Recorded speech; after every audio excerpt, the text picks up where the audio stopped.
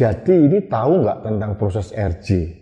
Kalau hanya pencemaran nama baik atau mungkin laporan palsu atau apa, itu bisa di RJ-kan.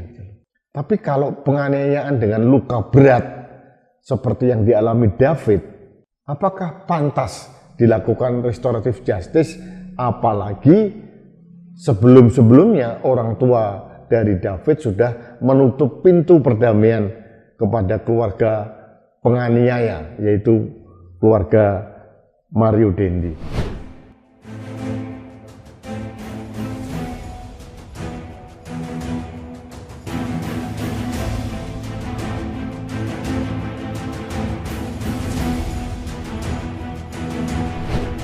Halo sahabat Indonesia, kita bertemu kembali dalam Opini Rudy edisi akhir pekan.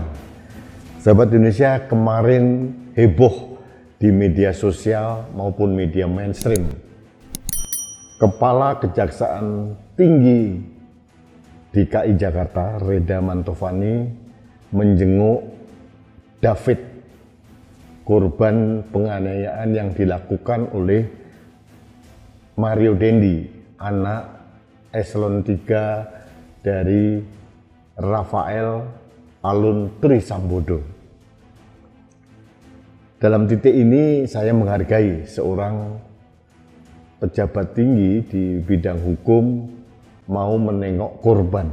Namun yang mengagetkan, Kajati ini tiba-tiba dalam press conference waktu itu mengatakan akan menawarkan proses perdamaian atau restoratif justice RJ kepada Mario Dendi dan korban.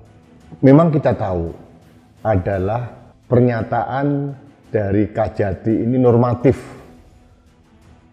bahwa RJ itu memang dimungkinkan dalam proses hukum. Namun melihat kondisi David yang sekarang masih terluka parah dan kita melihat video penganiayaan yang dilakukan oleh Mario Dendi sangat biadab, pernyataan dari Kajati ini pernyataan normatif tapi tidak mempunyai empati. Saya tidak mengerti mengapa seorang Kajati berani gegabah mengeluarkan pernyataan seperti itu. Dan terbukti 3 jam setelah pernyataan dari Kajati, anak buah dari Kajati, kasihnya, kepala seksinya, meralat ucapan bosnya yang mengatakan bahwa proses restoratif justice atau RJ bagi Mario Dendi dan David sudah tertutup. Ini aneh bagi saya. Ada beberapa hal yang ingin saya sampaikan.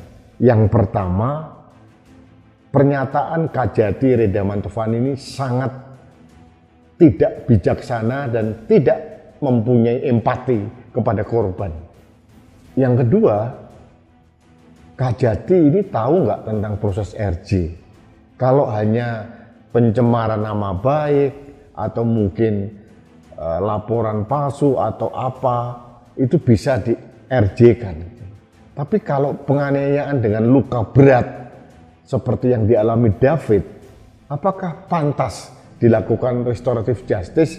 Apalagi sebelum-sebelumnya orang tua dari David sudah menutup pintu perdamaian kepada keluarga penganiaya, yaitu keluarga Mario Dendi.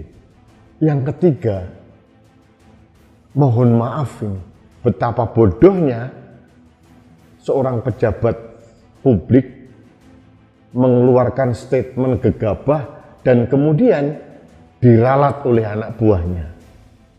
Anak buahnya tergopoh-gopoh mencari pembenaran dari ucapan seorang kepala Kejaksaan Tinggi DKI Jakarta.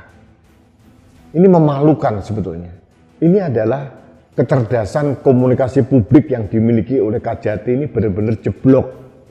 Tidak mempunyai empati, tidak mempunyai kebijaksanaan sama sekali, dan tidak tepat sasaran. Ini pembelajaran yang sangat serius kepada Kepala Kejaksaan Tinggi DKI Jakarta. Saya tidak tahu apa yang terjadi dalam proses 3 jam berjalan itu. Kok tiba-tiba pernyataan dari Kajati diralat oleh anak buahnya. Apakah karena teguran dari bosnya, dari Jaksa Agung, atau mungkin Jaksa Agung muda atau apa, atau tekanan dari netizen yang benar-benar muak dan marah dengan tawaran restoratif justice yang diajukan oleh Kepala Kejaksaan Tinggi DKI Jakarta. Apapun alasannya, ralat yang dilakukan oleh anak buah Kajati ini menunjukkan dengan terang benderang bahwa Kajati ini memang tidak tahu masalahnya, tidak mempunyai kemampuan publik yang baik, dan tidak mempunyai empati. Ini saya sesalkan, sangat saya sesalkan. Jadi seorang pejabat tinggi di bidang hukum, levelnya Kajati, ini eselon 2, dan dia mempunyai wewenang dan otoritas di tingkat provinsi seluas dan sebesar ibu kota negara Jakarta, mempunyai kemampuan dan kecerdasan komunikasi publik yang sangat memprihatinkan. Sahabat Indonesia, kenapa ini saya angkat dalam opini Rudi? Karena yang pertama, saya terkaget-kaget melihat ada Kajati yang menawarkan RJ seperti itu. Pertama kali saya berpikir, wah, ini kelihatannya Kajati masuk angin ini. Tapi 3 jam kemudian ada ralat dari anak buah Kajati. Seharusnya Kajati jangan menawarkan RJ. Kalaupun pengajuan RJ itu akan dilakukan, biarkan orang tua korban atau sebaliknya dari orang tua pelaku penganiayaan yang mengajukan kepada jaksa.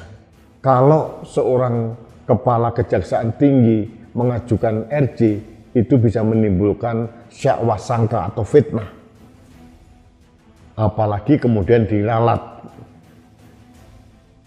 Sahabat Indonesia, kita terus akan memonitor bagaimana jalannya kasus ini. Ada banyak orang terlibat di dalamnya. Kalau saya mempunyai opini, Mario Dendi ini yang usianya sudah tidak remaja, itu harus dihukum seberat-beratnya. Perilakunya itu sangat barbar. Apalagi sebelumnya ketahuan dia mempunyai perilaku pamer kemewahan, kekayaan ayahnya, kemudian pernah terpergok ngisi BBM tidak membayar.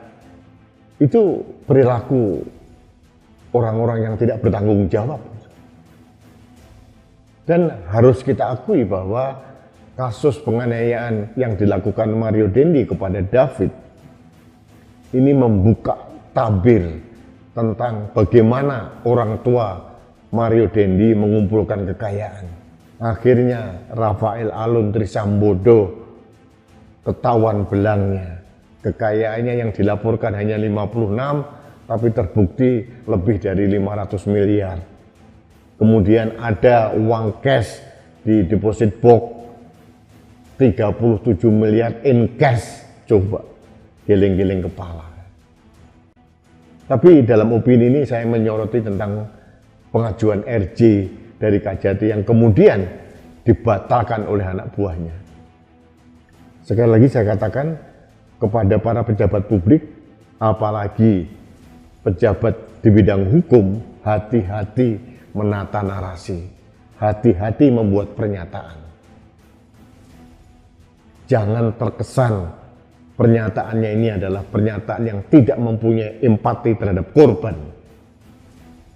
Dan hati-hati juga kalau pernyataannya ternyata sangat tidak akurat, terbukti bahwa 3 jam kemudian diralat oleh anak buahnya, yang mengatakan pintu RJ sudah tertutup. Artinya Kajati ini tidak mempunyai masukan atau menguasai masalah yang sebenarnya. Jadi tolong hati-hati, apalagi menghadapi doorstop, menghadapi pertanyaan para wartawan. Hati-hati, diperlukan pengendalian diri, diperlukan kecerdasan komunikasi publik, dan harus mempunyai wawasan yang luas sehingga terkesan lebih cerdas dan mempunyai empati. Dan ini sama sekali gagal ditunjukkan oleh Kepala Kejaksaan Tinggi DKI Jakarta. Mudah-mudahan Kejaksaan Agung, dalam hal ini Jaksa Agung, mau mengevaluasi kualitas komunikasi publik anak buahnya, termasuk Kepala Kejaksaan Tinggi DKI Jakarta. Itu saja yang ingin saya sampaikan dalam kesempatan ini. Terima kasih sahabat Indonesia. Kita bertemu kembali dalam Opini Rudi selanjutnya. Salam satu Indonesia, salam Pancasila. Saya Rudi S. Kamri.